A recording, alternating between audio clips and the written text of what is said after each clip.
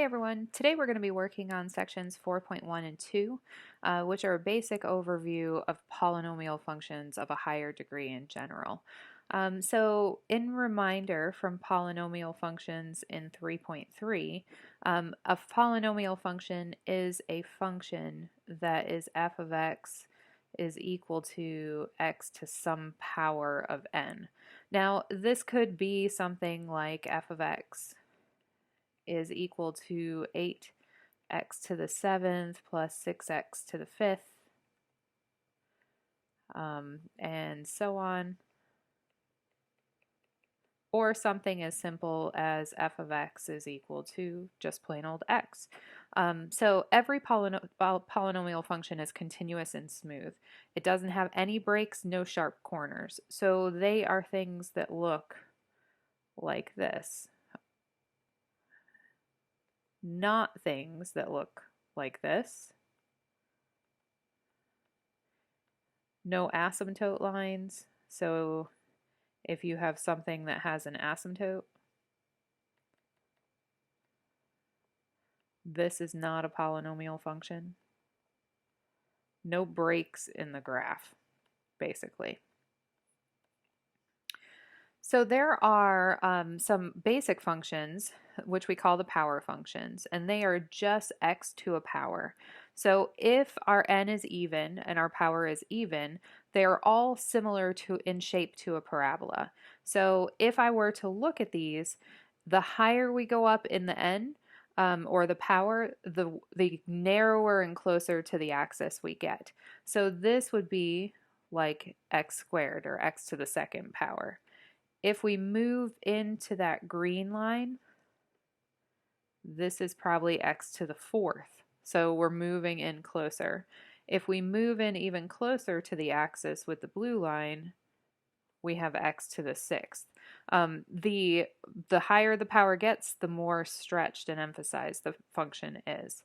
Now, if the function is odd, so n is of an odd power, we start with the basic shape of a line. So this would be like x to the 1st. So this is our linear function, first degree polynomial. Now as we get closer to the axis, it comes in from the bottom, exits out the top the same way, but the next one in is that green line. This is the cubic function, x to the 3rd power. As we raise that power, it gets closer to the axis, like the even function as well. So x to the 5th would be even closer to the y-axis. X to the 7th even steeper and closer. Now if a function is odd, so you have an odd polynomial, and your leading term is positive, it always comes in from the bottom, exits out the top. So leading term positive,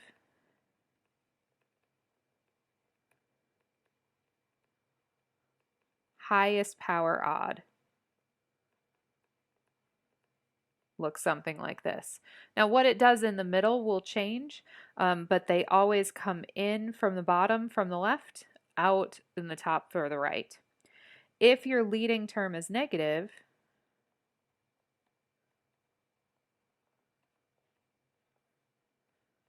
and n equals an odd power, then you come in from the top and exit out the bottom. So you're high as you come in from the left, exit out on the bottom from the right.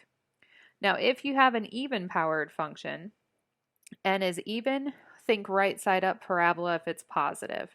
So your leading term is positive.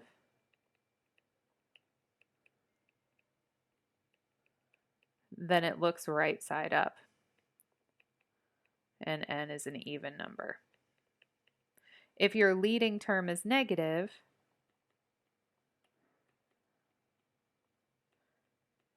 and n is an even number, then you're thinking it looks like an upside down parabola. The middle part here is determined by your intercept points and your zeros. So, so that portion is different for every function. We're just talking about n behavior. Now, if you're looking for real zeros of a polynomial function or what they can be called, if f is a polynomial function and a is a real number, these statements are all equivalent. So the same question can be asked to you a number of ways. X is equal to a is a zero of the function. X equals a also solves the function for 0. So that is a solution of the equation f of x is equal to 0.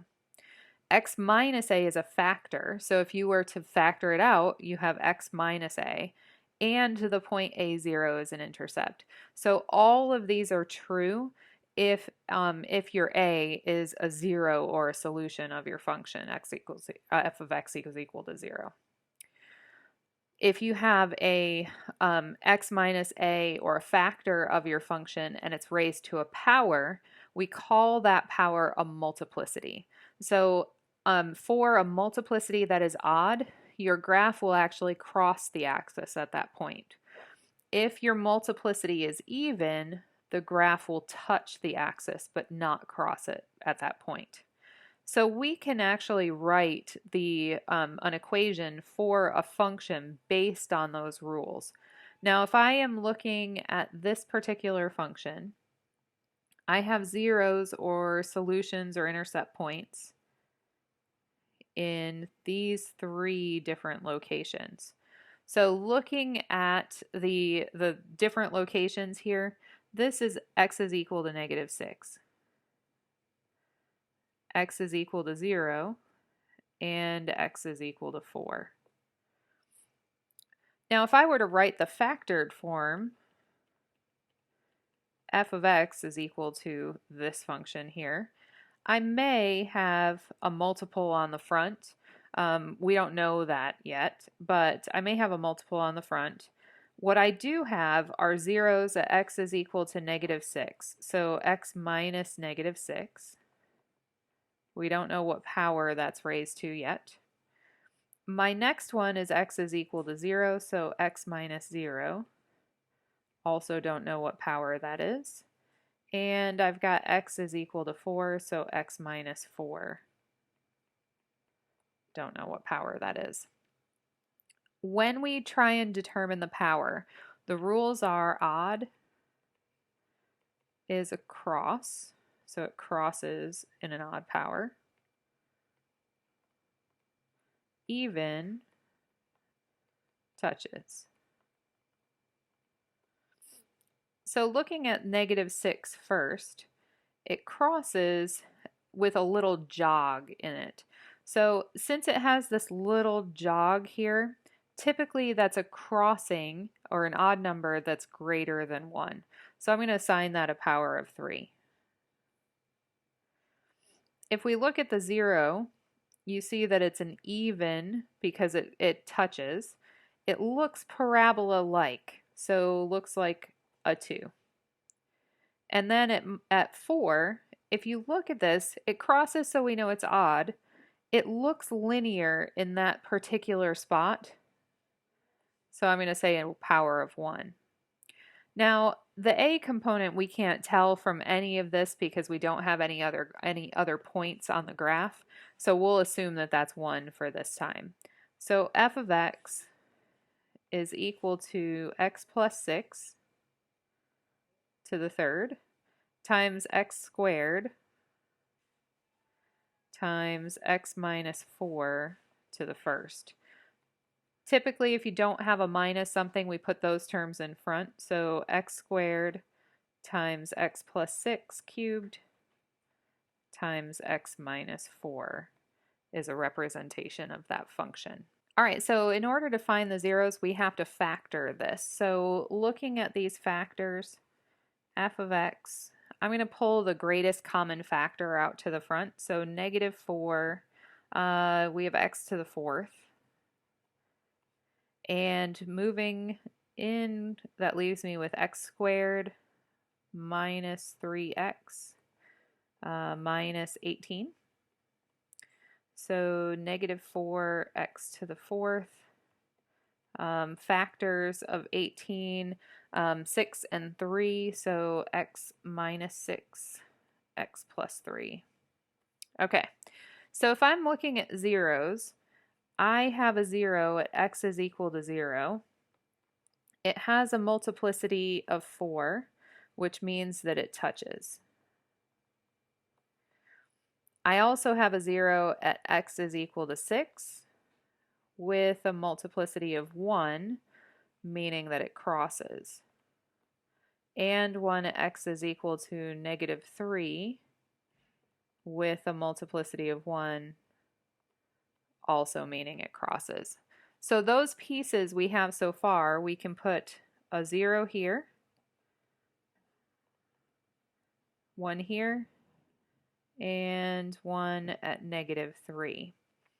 Now we also need to know what the end result is, what it looks like. So our original function is a 6-degree polynomial, so it's an even degree, and our first term is negative. Even degree and negative means that it's going to come in from the bottom, do something in the middle, and go back out the bottom. So looking at our touching and crossing map and that it's an even degree and negative, I'm going to come in from the bottom here. At negative 3 we're going to cross because it's first degree. At 0 we're going to touch. And at 6 we're going to cross. And our graph looks something like this. This next one is already given to us in factored form. So I have a 0 at x is equal to 5. The multiplicity is 2, so it touches. I have x is equal to negative 4 from this one. Multiplicity of 4, and it touches. I have x is equal to 6. Multiplicity of 5, and it crosses. Now, if I want my overall degree of the polynomial, this thing is in its factored form. So in order to find it, I have to add them all together. So 2 and 4 give me 6, 5 gives me 11. So this is an odd polynomial. Leading term is positive. Odd positive is going to look something like this. So let's plot that out. So I have one at 5. That's going to touch. I have one at negative 4. That's going to touch. I have one at 6. That's going to cross. So touching, touching, crossing. And here's a basic sketch of that function. Now we can write the equation of a function given a degree and the and zeros. So this is a degree 4. And we have x is equal to negative 7, negative 3, 1, and 5. So if I were to write that out, each one is going to be x minus whatever a is, and then to a power. Now n is equal to 4, and I have 4 zeros, so all of these have to be a power of 1. So here f of x is equal to x minus negative 7 times x minus negative 3, x minus 1, x minus 5. And that's that polynomial function. Unless it tells you you have to multiply it together, leave it in this form. Don't try and FOIL the whole thing together. I also have one where x is equal to negative 2 with a multiplicity of 3. So this means that I have x plus 2, multiplicity 3, 0 multiplicity 2, x minus 0 or x squared, and 6 with a multiplicity of 1, which I don't have to write because it's 1. If I clean that up a little, f of x is equal to x squared times x plus 2 cubed times x minus 6. All right, try out the homework and let me know if you have any questions, and I hope you have a good rest of your day.